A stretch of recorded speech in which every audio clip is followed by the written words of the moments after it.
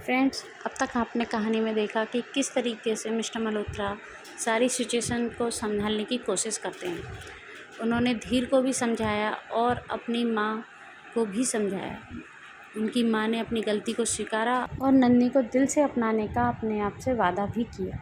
तो चलिए आगे की कहानी सुनते हैं। सुबह से घर में अलग ही रौनक लगी हुई थी। 10 बजे पंडित जी ने मंदिर में बुलाया था और सारे लोग तैयार होने में लगे हुए थे। नन्ही जब साउथ कॉटन की साड़ी में तैयार होकर बाहर आई तो सुधा जी ने देखते ही टोक दिया उसे। अरे नन्ही, एक बार में ही अच्छे से तैयार हो जाती, बार बार साड़ी बदलने में परेशानी होगी बेटा। नन्ही थोड़ा सकचा गई। मैं फाइनल तैयार हूँ मैम, मुझे अब कपड़े नहीं बदलने हैं। सुधा जी ने मन ही मन अपना सिर पीट लिया। बहुत कुछ सिखाना होगा इसे तो मल्होत्रा परिवार की बहू बनाने के लिए। बताओ, ये अपने को तैयार बता रही है। अरे ऐसे हाल में तो संगीता कमरे से नहीं निकलती थी। बहुत काम करना पड़ेगा इस लड़की के साथ। मन ही मन ये सब सोचते हुए सुधा जी रजनीश के कमरे में गईं और संगीता की अलमारियां खंगालने लगीं। नन्ही अपना सामान अलमारी में रखने ही जा रही थी कि सुधा जी ढेर सारा सामान लेकर वहाँ चली आई। अरे नन्ही, ये क्या कर रही हो तुम? अपना सामान यहाँ क्यों लगा रही हो? आज रात को तो तुम रजनीश के कमरे में चली जाओगी, फिर कल तुम्हें अपना सामान फिर जमाना पड़ेगा ना। सुधा जी अपने साथ लाए हुए सामान पलंग पर जमाते हुए बोल रही थी। पर नन्ही के दिमाग की सुई तो रजनीश के कमरे पर ही अटक गई थी। कल से चल रही भागम भाग में इस तरफ तो उसका ध्यान ही नहीं गया था। शादी के बाद इस सब के लिए क्या वो मानसिक और शारीरिक रूप से तैयार थी? सटाक सटाक सटाक उसके कानों में अतीत से जुड़ी कुछ आवाज़ें गूंजने लगी। बर्फ़ सी ठंडी एक लहर उसकी रीढ़ में जाकर टकराई और वो अपने आप को फिर से उस जाल में घिरता हुआ महसूस करने लगी। नन्ही, नन्ही बेटा। सुधा जी की आवाज़ से उसकी तंद्रा भंग हुई। आप कुछ कह रही हैं मैम? नन्ही ने अपनी मानसिक स्थिति को छुपाते हुए बोला। हाँ नन्ही, ये देखो, मैं तुम्हारे लिए साड़ी और गहने लाई हूँ और थोड़ा मेकअप का सामान भी।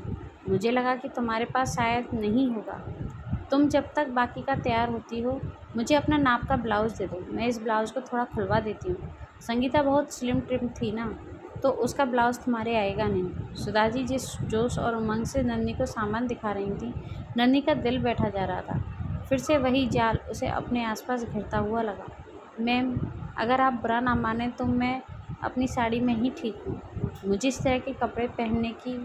नन्ही ने दबी जुबान से इनकार करना चाहा। कैसी बात कर रही हो तुम? इस तरह के कपड़े तुम्हारे स्कूल में चलते होंगे, हमारे फंक्शंस में नहीं। देखो नन्ही, मैं तुम्हें दिल से अपना रही हूँ और इसलिए अपने यहाँ के कायदे मतलब तौर तरीके तुम्हें सिखा रही हूँ। रजनीश को भी यही सब पसंद है। संगीता भी हमेशा रजनीश की पसंद ध्यान में रखती थी। सुधा जी का मन कुछ खिन्न हो गया। सुधा जी की तेज़ आवाज़ से सहमी तो नहीं नन्ही, पर कुछ लिहाज कर गई वो उनकी उम्र का। संगीता की साड़ी और गहनों में खुद को देखकर उसके मन में अतीत की तस्वीरें फिर से घूमने लगी थी। विशेष को गुलाबी रंग जरा भी पसंद नहीं है। विशेष मटर नहीं खाता है। विशेष को घर में टीवी की आवाज़ से चिढ़ है। विशेष को, मम्मी आप अच्छी लग रही हो। सराहना अब पाखी भागते हुए कमरे में आई तो नन्ही भी गहरी सांस छोड़कर उठ खड़ी हुई। शादी से पहले मुझे मिस्टर मल्होत्रा से कुछ बातें क्लियर करनी होंगी। नन्ही ने मन ही मन निर्णय लिया और दोनों बच्चों के साथ बाहर आ गई। नन्ही को संगीता की साड़ी में देखकर धीर को चुभन महसूस हुई। वो भले ही रजनीश की बातों से शांत हो गया था, पर फिर भी आंखों के आगे सब होते देखना आसान नहीं था उसके लिए। ये साड़ी पापा करवा चौथ पर लाए थे मम्मी के लिए। मम्मी कितनी ब्यूटीफुल लगती थी इस साड़ी में। मैम की पर्सनालिटी पर एकदम नहीं जम रही है ये साड़ी। ज्वेलरी भी मम्मी के ऊपर जितनी फबती थी, मैम के ऊपर तो ज़बरदस्ती टांगी हुई लग रही है। जबरन ही तो टांगी गई है वैसे भी। पर धीर को कहाँ पता था ये सब। उसे लगा कि मैम उसकी मम्मी की जगह लेने की कोशिश कर रही हैं। रजनीश ने जब नंदिनी को संगीता की साड़ी में देखा तो अचकचा गया। ये संगीता का सामान नंदिनी के पास कैसे पहुंच गया? वो इस गेटअप में सहज नहीं लग रही है। क्या ज़रूरत है नन्ही तुम्हें संगीता जैसा बनने की? तुम जैसी हो अपने आप में बहुत प्यारी और आकर्षक हो। रजनीश नन्ही को देखकर कहीं ठूसा गया, पर नन्ही की आवाज़ से वो जैसे सोते से जागा।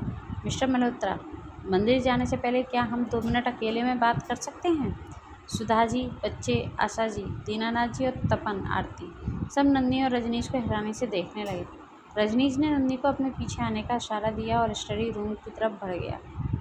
फ्रेंड्स, आगे क्या होता है? क्या नन्ही और रजनीश मल्होत्रा की शादी होती है? क्या धीर नन्ही को अपना पाएगा? इन सभी बातों का आपको आंसर ज़रूर मिलेगा, लेकिन उसके लिए आपको हमारी कहानी से लगातार जुड़ते रहना है। और अगर कहानी पसंद आ रही हो तो उसे लाइक शेयर ज़रूर करें, चैनल सब्सक्राइब कर लें, बेल आइकन प्रेस कर लें, जिससे कि आपको आने वाले न्यू एपिसोड का नोटिफिकेशन मिल सके। कमेंट बॉक्स में अपने रिव्यूज़ ज़रूर दें फ्रेंड्स, जिससे कि हमें पता चले कि आपको कहानी पसंद आ भी रही है या नहीं, और आपको किस तरीके की कहानी पसंद आती हैं वो हमें साथ ज़रूर शेयर करें। Thank you.